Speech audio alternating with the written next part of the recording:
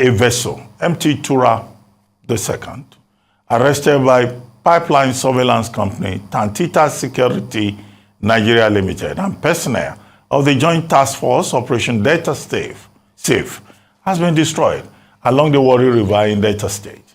Executive Director Operations Technical, Tantita Security Services, Captain Waredi Enisuo, who supervised the destruction alongside senior military personnel, told journalists that the action will send a strong message to international and local oil thieves to desist from economic sabotage of critical national assets within the Niger Delta region.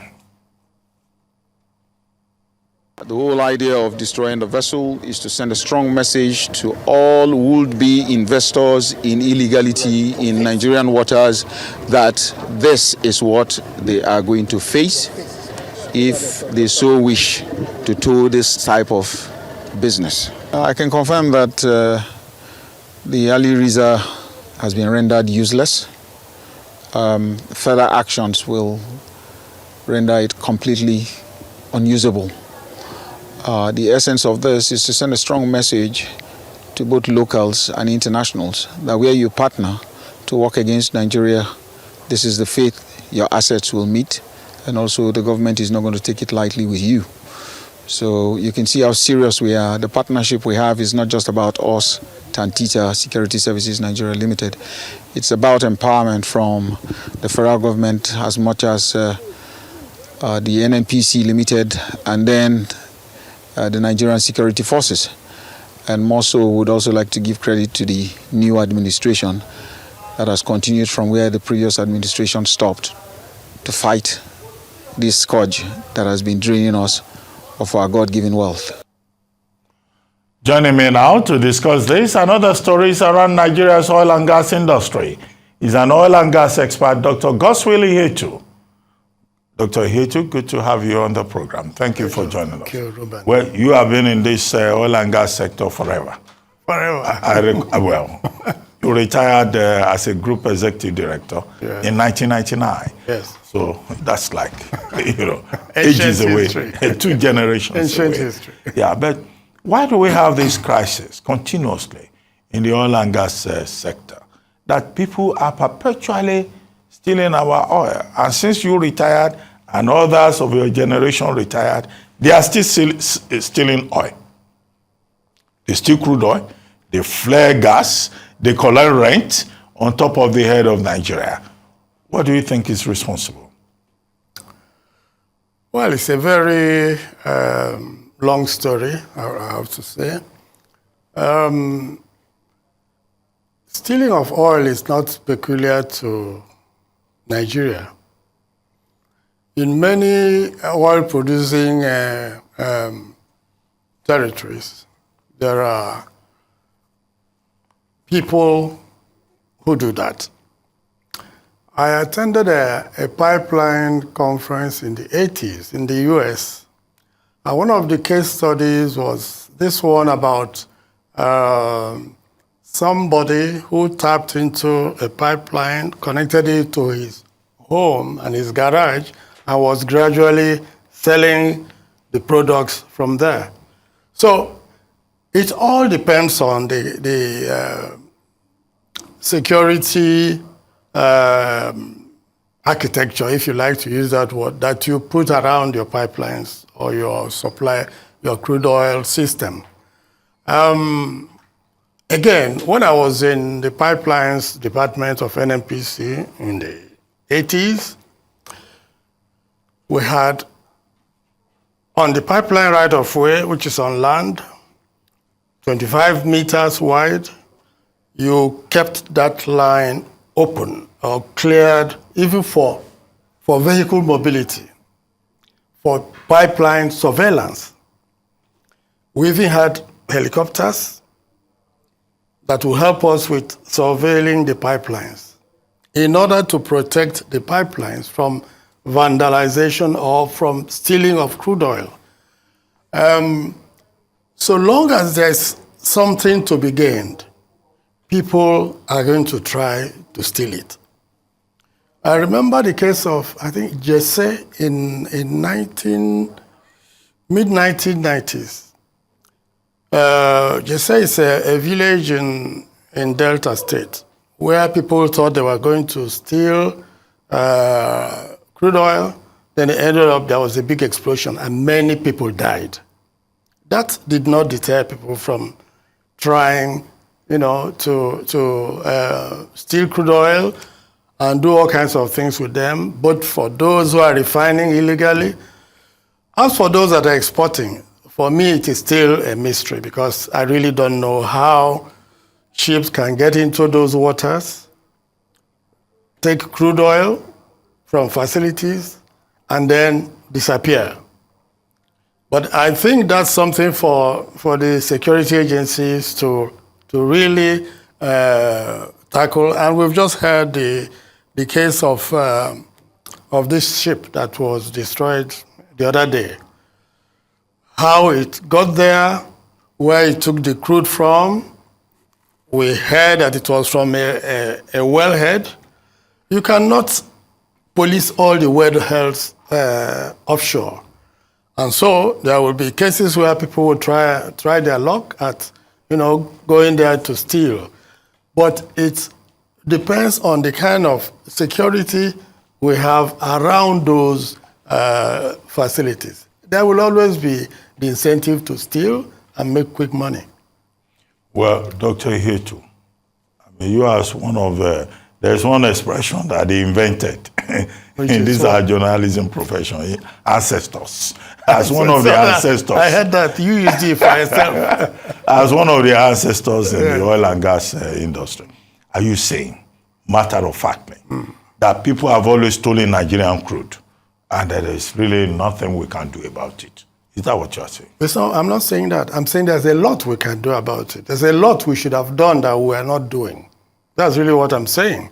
There has to be, many of these pipelines, I would say, were laid when the country was a little bit, how do I put it? When there was not much, shall I call it violence? Shall I call it much vandalism of facilities around?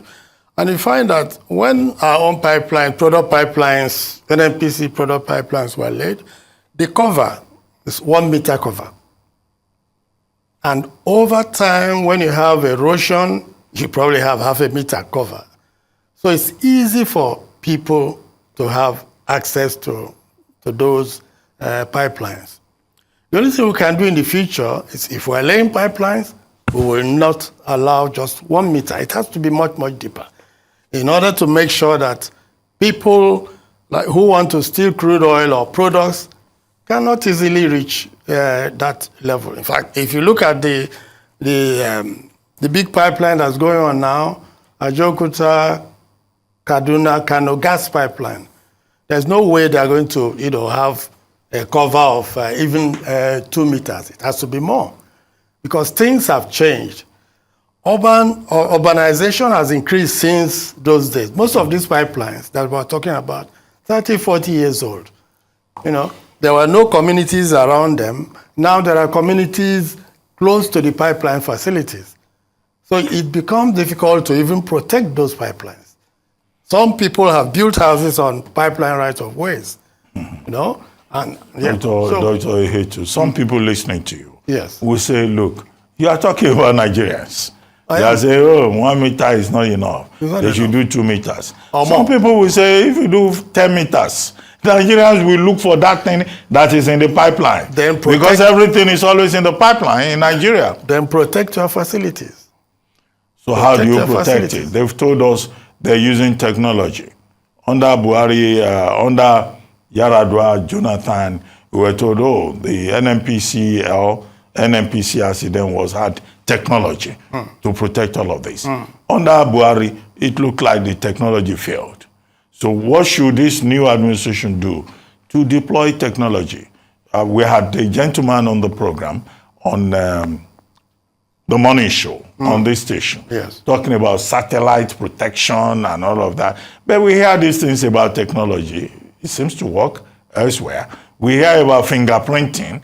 Fingerprinting works elsewhere. Why is it that all the things that work in other places don't work here? Well, it's difficult to answer that question because, well, I left as an executive, as you said, 20 odd years ago. So I wouldn't know what kind of technologies they are now using in the NNPC system or even in the oil sector in general, because NNPC is not the only one that's operating pipelines. Shell, Chevron, Mobil, they're all in this business of operating pipelines. So really, I don't know what technology they are using, but the technology, I'm sure, is there to be purchased. I mean, there should be, any operator worth his salt must be at the front line of current technology and should be able to use that technology to protect facilities. We can't just leave our facilities open to anybody who wants to attack it or who wants to steal from it. But in spite of all this, okay, we, the ordinary Nigerians, worry about crude oil theft. We say, oh, they are stealing our crude, they are stealing our money, and all of that. But the relevant stakeholders, NNPC, the upstream agencies, regulatory authorities, they say that production has increased. And that in spite of crude oil theft, we're doing better. So should we jubilate about that? They say that, we're getting close to meeting our quota. Crude oil production has scaled up since President Tinubu assumed office and all of that. So is that something we should jubilate about and say, okay, if they even steal small, let us not worry, at least we're working? No, we shouldn't jubilate at all. Because what we've done now, we could have done 5 years ago, we could have done 10 years ago. There's nothing special that has been done now. What we know is that those crude oil pipelines onshore that are delivering crude oil to the terminals are old, should be replaced. No investment by the operators to upgrade or replace the pipelines.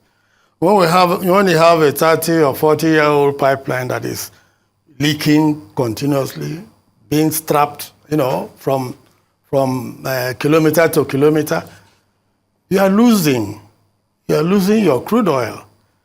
We talk about theft. What we are losing is not only about theft. Maybe theft is a serious one, but there's also issue of integrity of the facilities, integrity of the pipelines, ability to maintain those pipelines. There were issues when we said we were losing, 900,000 barrels or 800,000 barrels.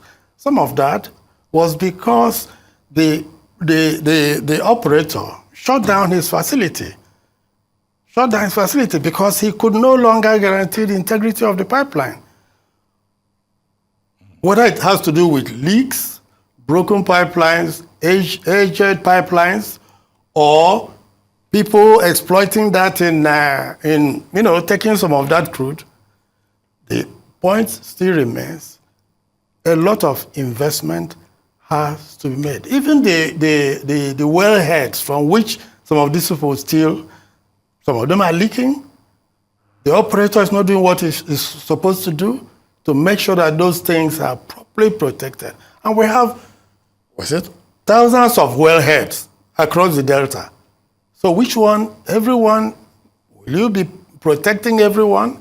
It is the job of the operator to make sure that the facilities Dr. Ihetu, I mean, you were in this industry. I was. For years. Many years. You are still there.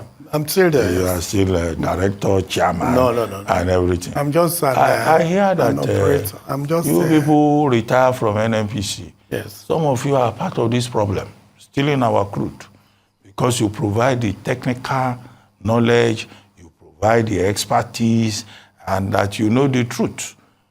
So are you one of those rent-collecting ancestors in the oil and gas industry who know what is going on and they just say, well, it's okay, we are fine, this is our own space, our own share of the national cake? The reason I'm here, yes, I have other things I could have been doing. I just finished a PCC meeting in my church and I'm here. The reason I'm here is to share the knowledge I've had over the years. It would be selfish of me to just go home and say, I don't care. However little it is, I'm ready to share it. Well, you see, it takes some expertise to steal from a pipeline. And in the pipeline industry, there's something called hot tapping, where if you want to now inject light from another line into your main trunk line, there's a technology for, doing it while the oil is still flowing. And that's a special technology. It's called hot tapping. So anybody working in the industry who was familiar with that proper technology could well be used elsewhere, whether as a contractor, as a consultant.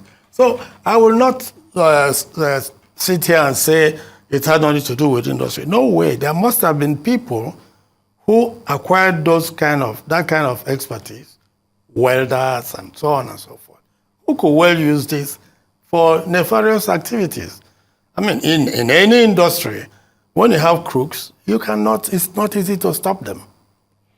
Okay, we spent more or less the whole of this week on this station, focusing on this challenge of crude oil theft. Yes. With the interception in November 2022 of a vessel stealing Nigerian crude and heading towards Equatorial Guinea. Okay.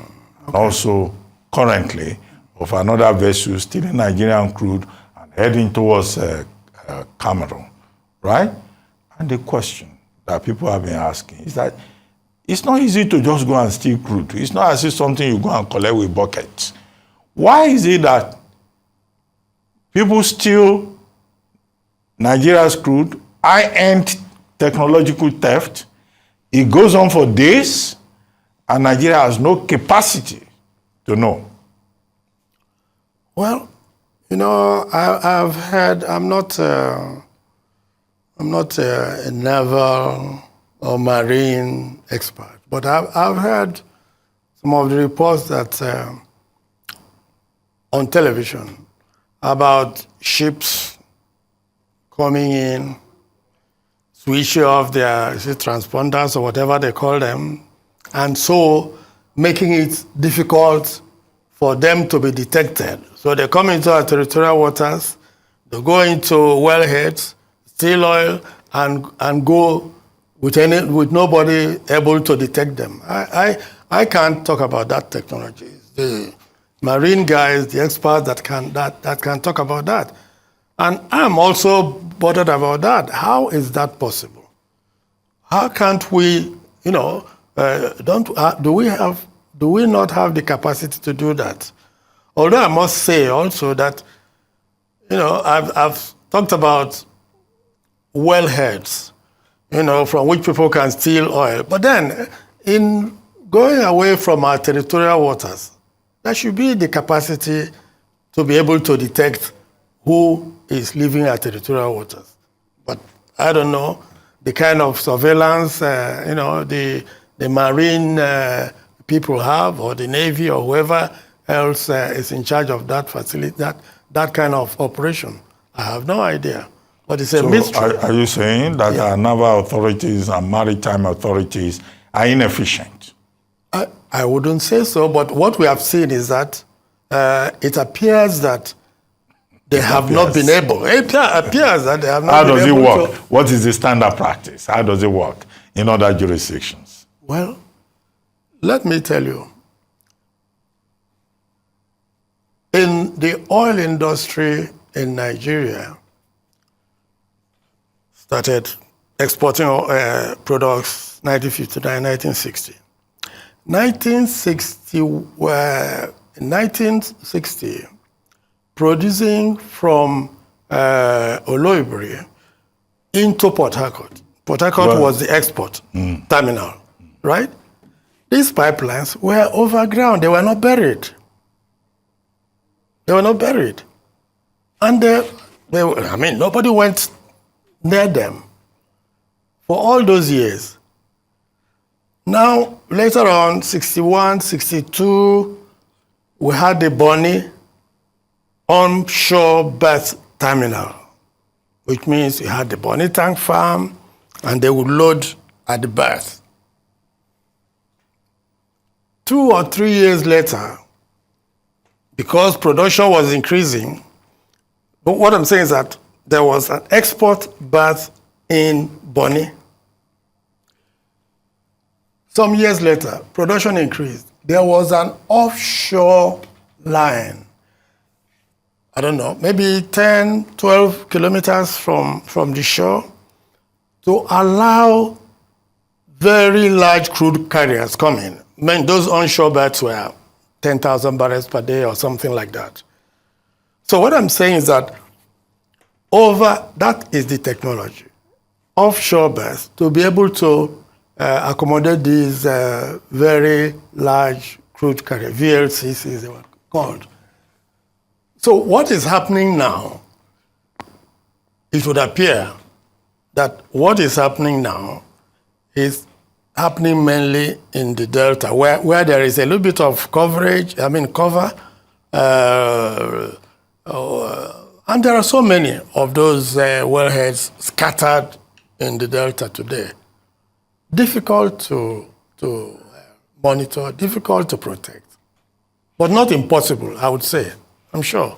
Well, I mean, when you mentioned Oloibiri, what I remembered immediately was your book. Yes. From Oloibiri to Bonny, that's right. Which is the book you wrote on your experience in the oil and gas sector. But do you think that this problem of crude oil theft, both at the artisanal and the heavy-end technological level, can ever be solved? Because one of the challenges that people have presented before President Tinubu is that he has to address the crisis of oil theft. He has to address the crisis of violence in the Niger Delta. And the two are interconnected. The people themselves add to it the threat to environment, livelihood. Yeah. Do you think it's a problem we can solve, or it's a self-fulfilling prophecy that Tinubu should not worry about? No. I mean, this is an industry that provides the largest revenue for us, largest foreign exchange earner. We cannot close our eyes. 20 years ago, we were producing 2.4 million barrels per day. We came down to 1 million, 1.1, 1.2. Population now, compared with population then, probably doubled. So the resources are less, population is more. That should worry us. Look at what is happening in the foreign exchange market now. I mean, because we don't have enough dollars coming in, there is very large pressure on the Naira. We are not able to access dollars now because the supply is short. If we were producing more oil, look at what happened last year. Oil went to 100, Brent went to $100 per barrel. But they say that's because of Russia-Ukraine war. But it was the market. I mean, this market is, there are vagaries. It depends on what is happening. It can be Arab-Israeli war today, which is why the crisis of 1973-74 happened, when oil price went like 4 times, and we reaped, at that time, we reaped the boom. So there will always be something that causes the problem. And that brings me to another subject. During the COVID period, oil was $30 per barrel. We reduced petroleum price, remember? Because, petrol price, because petrol price is dependent on the international price. So that will probably take you to this issue of subsidy or no subsidy. You can't import crude oil at $100 per barrel and then expect to be paying the same price as you did in 2021. in 2020. Well, on that note, I would like to thank you very much, Dr. Ihetu, for joining us Thank you. on this is a live Day Sunday talk show.